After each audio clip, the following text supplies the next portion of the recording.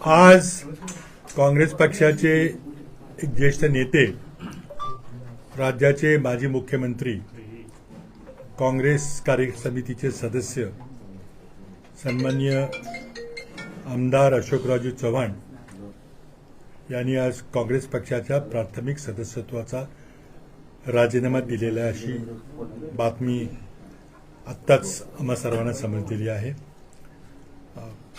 ही बातमी ऐकून सर्व त्यांच्या सहकार्याने अतिशय धक्का बसलेला आहे। चर्चा बऱ्याच जणांच्या बद्दल भाजपकडून चालली असली तरी असं काही घडेल असं आम्हाला वाटलं नव्हतं, पण तो त्यांचा वैयक्तिक निर्णय आहे। त्यांच्यावर काय कंपल्शन होतं, त्यांना हा निर्णय घ्यायला कोणी बाध्य केलं याबद्दल ते स्वतःच सांगतील। अजून तरी त्यांनी काही पुढची भूमिका स्पष्ट केलेली नाही। काँग्रेस पक्षामध्ये त्यांनी स्वतः त्यांची बाईट ऐकली। जन्मापासून ते काँग्रेस पक्षात होते, त्यांनी काँग्रेस पक्षाकरता भरपूर काही केल्याचं ते म्हणत होते। काँग्रेस पक्षाने त्यांना खूप मोठी संधी दिली, आत्ताही देत होते। कालच आमचे महाराष्ट्राचे प्रभारी रमेश चन्नीतलाजी आले होते, त्यांच्या समवेत सर्व ज्येष्ठ नेत्यांची रणनीतीची बैठक टिळक भवनला झाली होती। त्यामध्ये आम्ही सर्व उपस्थित होतो, अशोकरावही उपस्थित होते। त्या बैठकीमध्ये आम्ही येणाऱ्या राज्यसभा निवडणुकीची रणनीतीची चर्चा केली, त्याचबरोबर लोकसभा निवडणुकीबद्दलची रणनीतीची चर्चा झाली आणि जवळजवळ संध्याकाळी 4-5 पर्यंत ते आमच्या सर्वांच्या समवेत होते।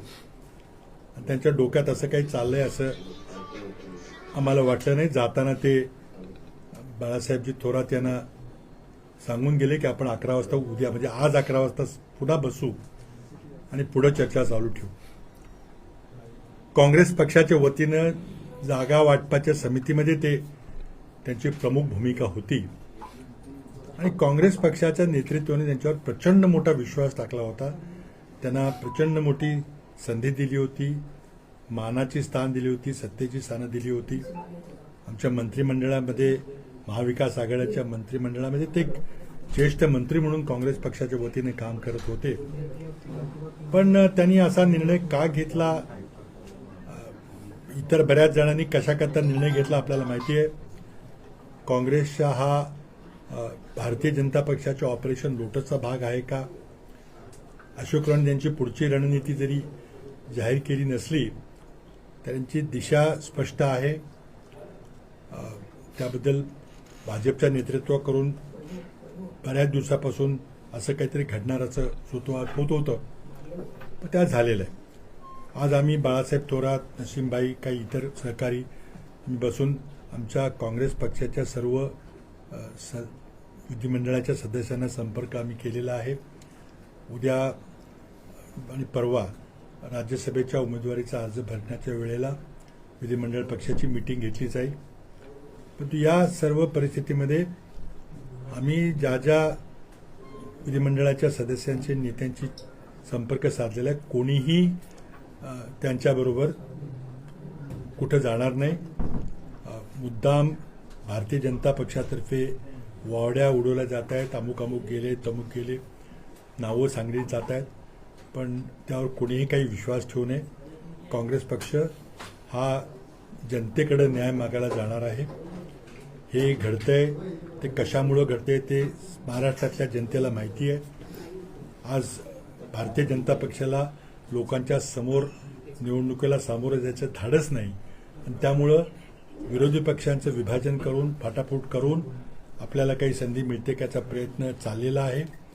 त्यामुळे जरी नेते मंडळी गेले तरी त्यांना मतं देणारे मतदार, त्यांचे कार्यकर्ते आणि सर्वसामान्य जनता ही या नेत्यांच्या बरोबर कधीही जाणार नाही आणि निवडणुकीला जेव्हा ते सामोरे जातील तेव्हा त्याचं खरं चित्र त्यांना त्या ठिकाणी दिसेल। आज आम्ही आमचे सर्व सहकारी खंबीरपणे काँग्रेसच्या मागे उभे आहोत आणि हे जे दुर्दैवी निर्णय अशोकरावांनी घेतलेला आहे त्याबद्दल एक खंत व्यक्त करतो आणि ते काही योग्य निर्णय घेतील अशी अपेक्षा करतो, कारण त्यांनी इतकी वर्ष काँग्रेसमध्ये काम केलेलं आहे. काँग्रेसने त्यांना जे काही करायचं ते केलेलं आहे. ते महत्त्वाची पदं दिली होती. पण त्यांच्यावर का त्यांना बाध्य केलं गेलं हे काही समजत नाही. ते मला वाटतं 1-2 दिवसामध्ये सांगतील की त्यांच्यावर कसला दबाव होता, त्यांना असा निर्णय घ्यायला का बाध्य केलं गेलं, कुणी बाध्य केलं, कशाची त्यांना भीती होती, हे ते सांगतील. परंतु या ठिकाणी एवढंच मी सांगू इच्छितो की काँग्रेस पक्ष मजबूतीने येणाऱ्या राजकीय आव्हानाला सामोरं जाणार आहे. आणि जरी अशोकराव गेले असले, ही दुर्दैवी घटना असली तरी मला वाटतं काँग्रेस पक्ष मजबूतीने येणाऱ्या आव्हानानं मोदी सरकारचा सामना करणार आहे.